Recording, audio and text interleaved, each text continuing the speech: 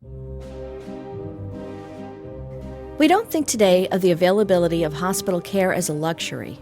And yet more than 120 years ago, Cambridge did not have a hospital. Mount Auburn Hospital was Cambridge's first, starting as the idea of one individual with a vision. Emily Parsons lived in Cambridge with her family. With the encouragement of Dr. Morrill Wyman, the future president of the Board of Trustees, Parsons attended training as a volunteer nurse. After the war, Parsons conceived the idea of a hospital for Cambridge, and in December 1873, Mr. Isaac Fay bequeathed $10,000 to be used specifically for the erection of hospital buildings. A very special project was undertaken with the assistance of Cambridge poets Henry Wadsworth Longfellow and James Russell Lowell, who authorized the publication of selected original poems and essays to raise money, resulting in a beautiful book entitled The City and the Sea. With funds established, the grounds upon which Mount Auburn Hospital, then known as the Cambridge Hospital, now stands, were purchased in 1883. The hospital was dedicated on April 29, 1886, and opened to receive patients on May 1st. In 1892, Dr. Morrill Wyman resigned his position as president and was succeeded by Dr. Henry Walcott. The following year, the report of the trustees proudly announced the completion of the contagious disease building. Despite financial hardship, two other major additions to the Cambridge Hospital's services were made. The Cambridge School of Nursing opened in 1907, and in 1910, the hospital's social service department was created. A gift of more than $100,000 by Martha Fisk Collard fostered the construction of a new building in 1913. The Fisk building doubled the bed capacity of the hospital. In 1927, the trustees committed themselves to raising $750,000 for the construction of 3 new buildings. Construction began immediately, and on October 29, 1929, the 3 new buildings were officially dedicated: the Morrill Wyman House for private patients, the Woolson Building for children, and the nurses' home, today known as the Clark Building. On December 5, 1927, King Bhumibol Adulyadej was born at the hospital. The current King of Thailand is the only reigning monarch of American birth. From 1931 to 1960, the hospital witnessed many changes. Dr. H. Edward McMahon established a blood and plasma bank. In radiology, Dr. Richard Shotsky expanded services and added modern equipment, enabling the hospital's cancer patient to be treated radiologically for the first time. During that era, Dr. David Hurwitz, Chief of Medicine, was strengthening the ties with Harvard Medical School and developed the community teaching hospital concept, with the hospital serving as a model for the nation. The Cambridge Hospital officially changed its name in 1947 to Mount Auburn Hospital. The late 1950s and into the 60s and 70s saw much-needed expansion and update of the hospital's physical structure. The opening of the South Building in 1961 was quickly followed by construction of the doctor's office building, a parking garage, and the Central Building, renamed the Needham Building in 1991 for the late Dan Needham. Closing a chapter of its history, the School of Nursing graduated its last senior class and closed its doors in 1978.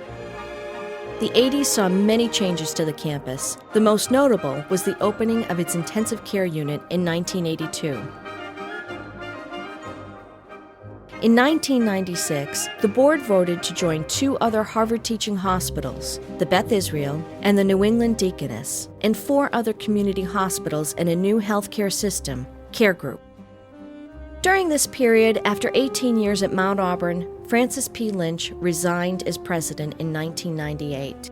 The search for new leadership quickly identified Jeanette Clow, CEO of Deaconess Waltham Hospital, a former cardiac surgery nurse who had earned 2 master's degrees in science and health administration.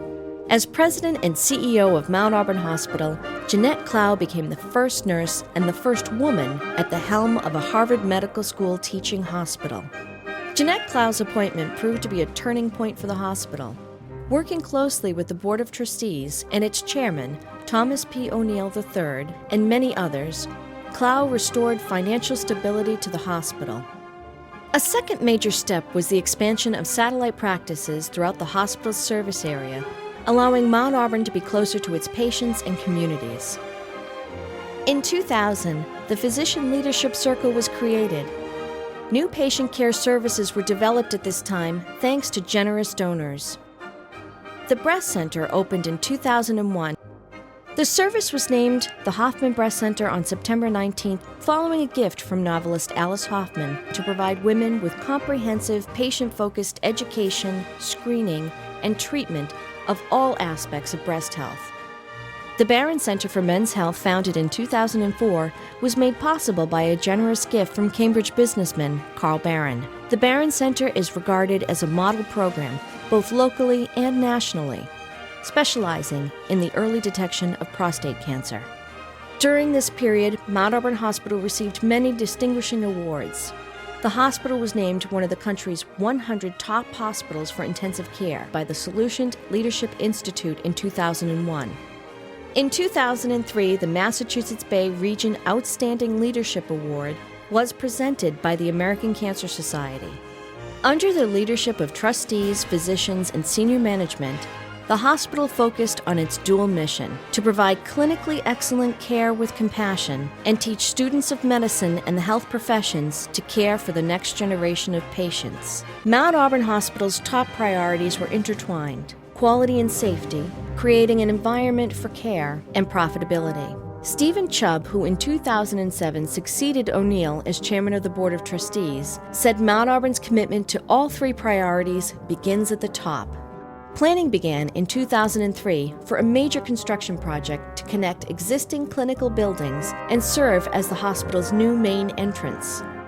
A capital campaign aimed at raising $21 million in 5 years surpassed its goals, reaching $24 million in only 4 years. The campaign for Mount Auburn Hospital received 5 commitments of $1 million or more, including the landmark gift of $6.5 million from the late Dr. Frank Stanton, former president of Columbia Broadcasting System. The Stanton Building replaces 4-bed units with private and semi-private patient rooms, which are both more welcoming and reduce the risk of spreading infection.